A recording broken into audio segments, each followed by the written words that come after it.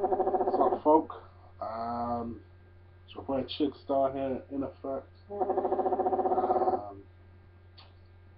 Coming to you, watching, commenting on Raw. Sorry about my phone keeps going off. Someone shit hassling me. Um, basically, you know, talking to you basically about Raw happened this week. It was a good show. Good show. Learned a few things this week. The cerebral assassin is back. Wow. Brutal at the end.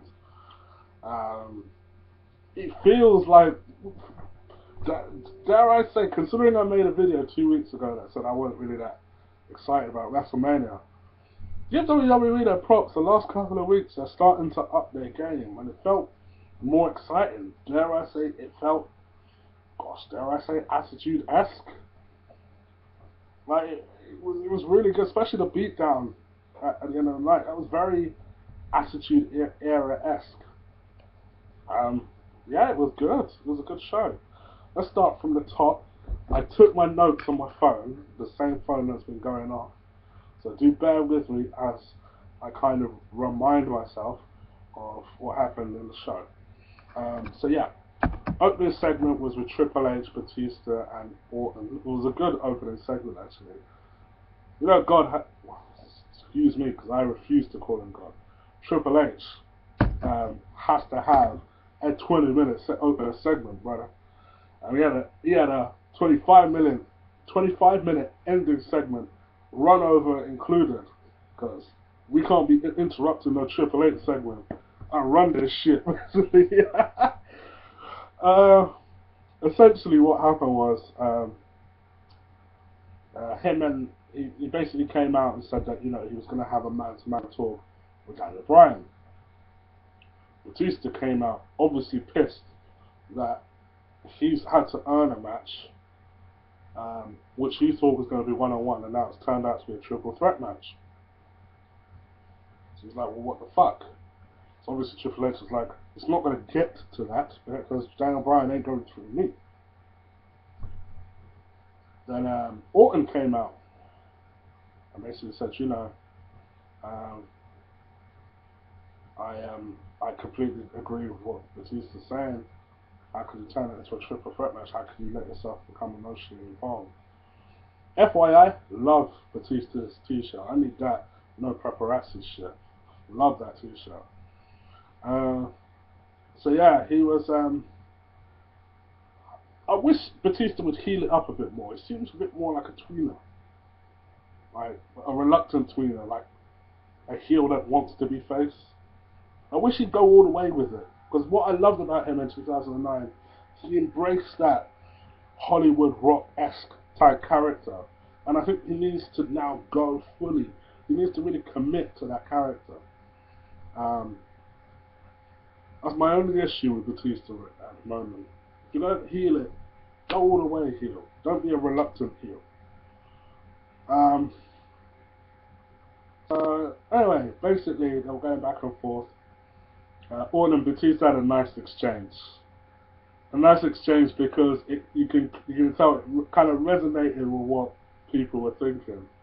Like, you know, Orton basically said to him, you know, that this is your fault. Orton said to Batista, this is your fault.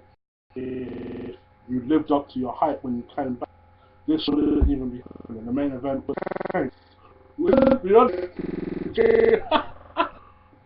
I don't believe they went there, but it's fucking true. Fair play to Batista. Batista turned around to Orton and said, this is your podcast's fault. If you were a better WWE champion, this shit wouldn't have been changed. Again, on the money. So I found that little exchange funny. So then, while they were bickering, Triple H was going out the ring, and Batista's like, where the fuck are you going? You need to fix this shit.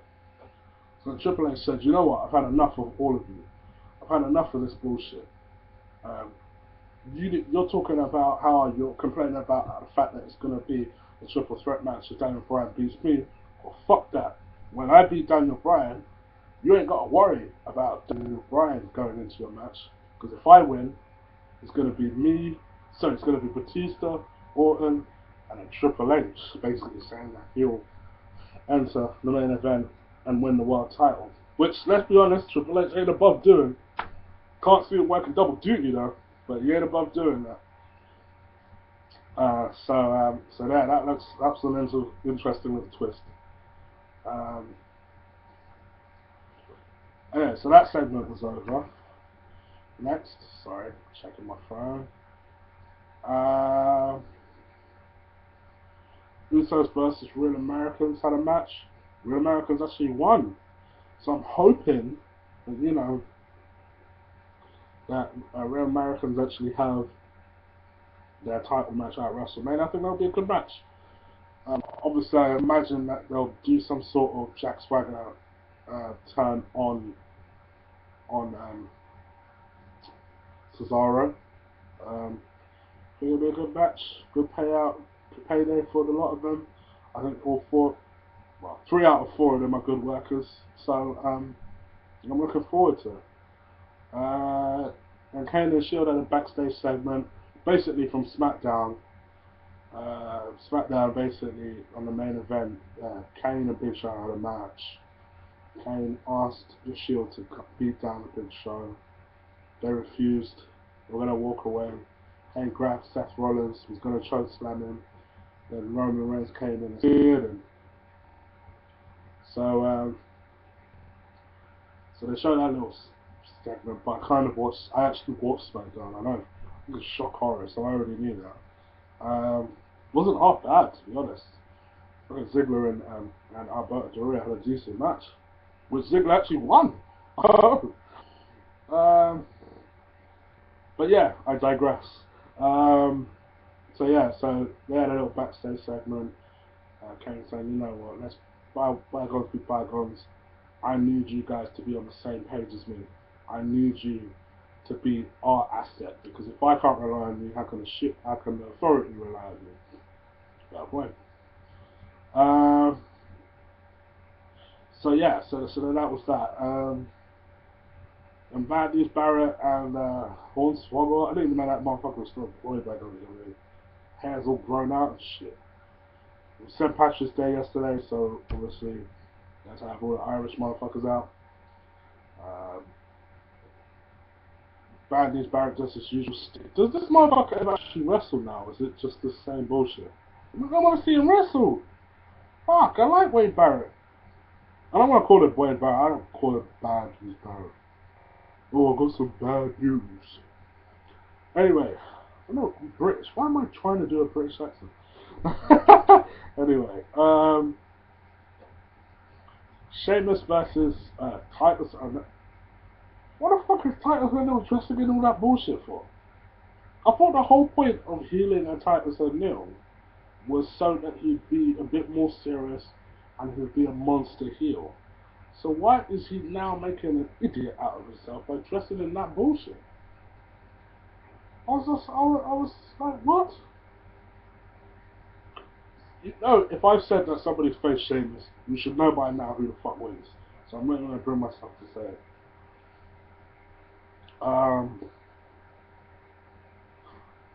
And Cena had a promo segment. Apparently he announced that he's scared of Bray Wyatt. And I was like, what?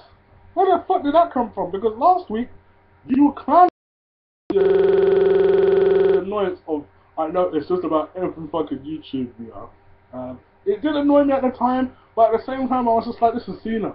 You know, should you be surprised? And that was the attitude that I took on it, personally. I was like, scared? Where the fuck did that come from? You see, it's that kind of bullshit that people call bullshit on. Because if you're gonna keep seeing the same character, just tweak certain shit. Like something like this. You know, it would have been cool if he said that, you know, he was scared of Bray Wyatt and actually told some sort of story that made him look like, oh, maybe he's really doubting himself and really scared of Bray Wyatt. But don't come from fucking left field. After you took the piss out of him, then all of a sudden you laugh at somebody and then all of a sudden you say you're scared of them. Where the fuck did that come from? Like, no. It just felt like some phony bullshit. It didn't make any fucking sense. As soon as you said it, I just laughed. I was like, what? So anyway, then Bray Wyatt cut a nice little promo about superheroes and stuff. Short, sweet, to the point. And then they were out. Orton and Bryan had their match. Bryan won because Batista came out after earlier threatening in a backstage segment that, you know, he should have never come back, and he may just quit. And obviously came back and he speared Randy Orton. But then Bryan kind of gave him the high knee, got rid of him. 1, 2, 3, match done. So yeah, decent little match. They've had bad matches. It was what it was. And Heyman put together a nice little video package of the Undertaker streak and Brock Lesnar, and really trying to build up the fact that, you know, Brock Lesnar is a threat. You know, they have to try and do stuff because Brock works part time. He ain't gonna do any major. He ain't gonna do any little crowds or everyday shows. So they need to constantly do things like this. They are building it up nice. We are starting to make him look like a viable threat. At some point, they're going to have to try and get a bit physical, so that he is a physical threat. When they're going down the road of, the phenom is getting old. Like before, he used to beat motherfuckers up, and it's no problem. But now, with every match, it's taking more and more out of him. And that's a good point. It's a fair point. It's a good story. So I like what they're doing there. Now Steph and Triple H had a little backstage argument. Husband and wife, this was a normal fucking, pretty much how a husband and wife conversation goes. You know, husband says their little bit, wife says that you're wrong. Husband says, alright, whatever, I got this. Wife still says you're wrong. Pretty much anybody who's ever had a girlfriend for 5 minutes will tell you that is how a conversation with a girl goes. You're wrong. There's nothing you can ever do right. And as a guy, your job is just to accept. It was a normal conversation as far as I'm concerned. The Fandango and Goldust had a match. It was a decent match actually. Fandango must have botched something towards the end. I actually skipped it because I was getting a little bit bored. Not necessarily in the match, I just... Alright, maybe it was for the match, I get. Because I can't really think of any other good reason why I skipped a little bit of it. But all I noticed at the end is Goldust was busted open. Cody tried to raise his hand, he looked pissed about something. Walked around the ring and then Cody tried again and he raised his hand and that was that. It doesn't look like we're going to get the Cody Goldust match that I was hoping for. I was really, really, really hoping for it. But it doesn't look like it's going to happen. Which is disappointing because I think that would be a really good match. There doesn't seem to be any animosity. I mean, unless they're going to go face versus face. And they could always do it that way, but they ain't got a lot of time to do it now. Kane Shield segment. If it wasn't for the last segment, this would have been a good segment on the night, I would say. Basically, Kane came out and weirdly blamed last week's Daniel Bryan Occupy Raw thing on Jerry the King Lawler. Anyone with half a brain cell knows that Jerry the King Lawler can't do any physical shit wrestling-wise since his heart attack. So we knew that something was going to happen involving the Shield not allowing the beatdown to happen. We didn't know how it was going to happen, but basically the Shield told Jerry to get in the ring. Jerry got in the ring. Kane said that, he was going to deal with it the old-fashioned way, and he was going to enjoy it, blah, blah, blah, blah, blah. And Seth Rollins, who seems to be the leader tonight, seems to take it in turns, he seems to be the leader tonight, he basically took the mic and was basically like, the Shield always does what is best for business. And Jerry looked like they were going to surround him to beat him down. they turned around and focused their attention on Kane and beat the shit out of him and gave him the triple power bomb. Um, I mean, my belief still has to be that they're going to break up um, at WrestleMania, but I guess with them seemingly back on the same page, I'm wondering how they're going to actually go about doing it. So I am looking forward to it, just to see if it's going to be more of an amicable split as opposed to or where they seemed like they were heading down. So I'm quite interested to see how they go about it.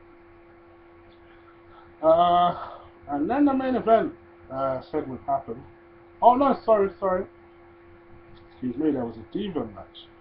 Uh, Naomi and Cameron. I hate calling them that because they ain't no real names. I always forget their actual names. Naomi and Cameron versus AJ and Tamina. Is it weird that I first see Naomi more now she has that eye patch? It was what it was. Naomi had hit a good spot. You know, anyone who doesn't know by now, Naomi is a very good worker. Pulls off a lot of good, decent moves. In fact, for a while on NXT, her and AJ actually had a really good feud. So it looks like they're revisiting that. Naomi had a nice little split-legged moonsault off the top rope, kind of RVD style. 1, 2, 3. She pinned AJ. So it looks like they're going down that road, maybe for WrestleMania. Won't mind that. I don't imagine AJ will drop the strap to her. I think they could possibly go down the fatal four-way though, because I noticed that the Bella Twins were also on commentary for this one. I know they've been trying to involve Natalia in this recently, so it seems like they're building towards something quite dramatic. As long as they have a Diva title match with people that can actually work in the ring. I don't believe the Bellas can work in the ring, but I'm all for a triple threat match between AJ, Natalia, and Naomi, because I believe all of those three can work in the ring. By putting one of the Bellas in there, I think it's going to ruin it. But oh well, we'll see what happens. And then the main event, which was the talking segment between Daniel Bryan and sorry, excuse me, gosh, I keep forgetting shit. Bray Wyatt beat down Kofi. And there was a random 5-on-5 that I cannot remember who the fuck was in it. It was someone like Big Show, Dolph Ziggler, a few of them like Bareback, Axel. I don't know. I don't really care anymore. I skipped it. To be honest, I don't know who won. I don't care. I don't think you guys care. But a very important thing I completely forgot. Mr. T is your new inductee in the Hall of Fame. Well deserved, well overdue. I understand that when WWE tried to first ask him to be inducted in 2009, he actually rejected it. I think he cited a reason that some motherfucker that they put in there before him, and that pissed him off. I can't remember who it was, but it looks like all is forgiven. So he's going in there, well overdue, best Hall of Fame class, bar none right now. I think they're set now. I'm all for that. That class is amazing this year. So yeah, Mr. T is your new inductee.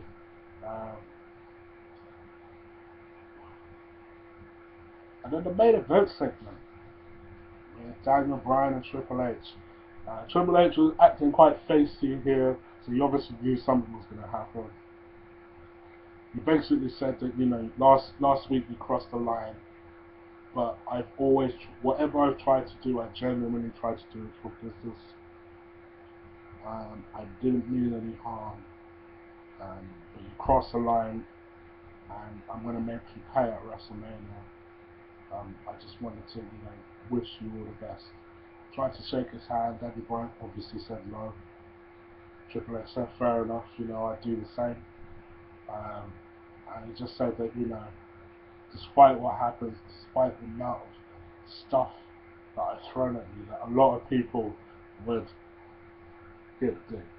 A lot of people would pick up their ball and go home, reference CM Punk. At that point, a very dead crowd, mind you, picked up on that hint as well and started chanting for CM Punk. It's like they're not getting it. This motherfucker abandoned you guys and they're chanting for him. Anyway,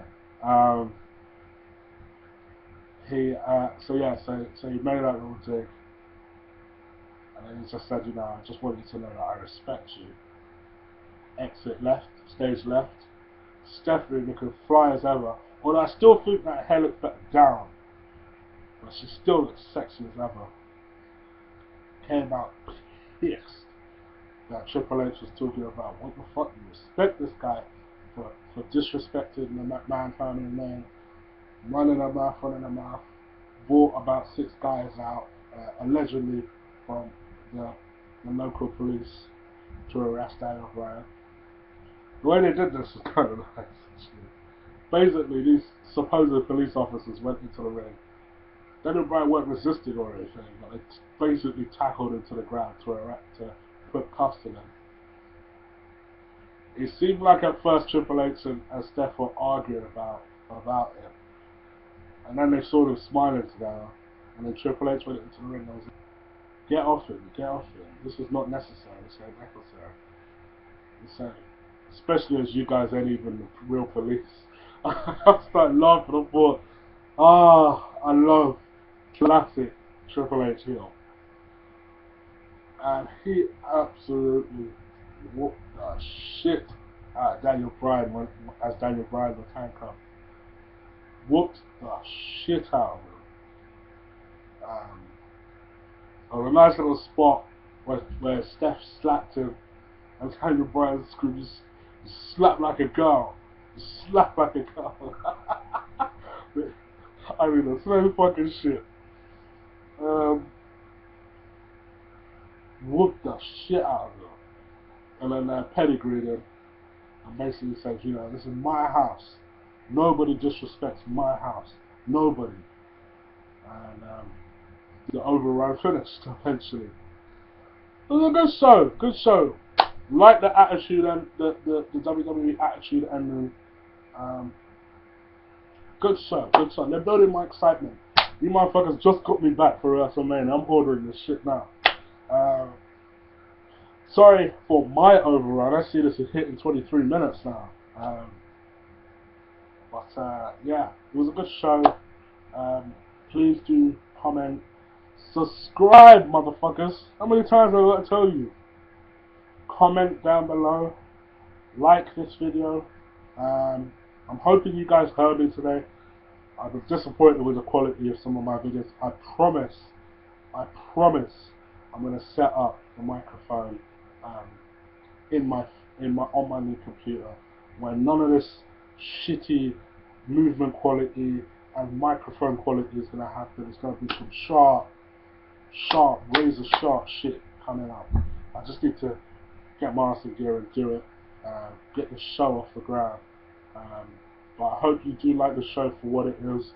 I will be hitting you up with some videos. I'm just getting a bit lazy with it. I'm still hoping to do a Daniel Bryan video. I'm still hoping to do a Shield video. I'm hoping to do that tomorrow, actually. So do stay tuned for that. And I hope to catch you guys soon. Take care for now. Peace.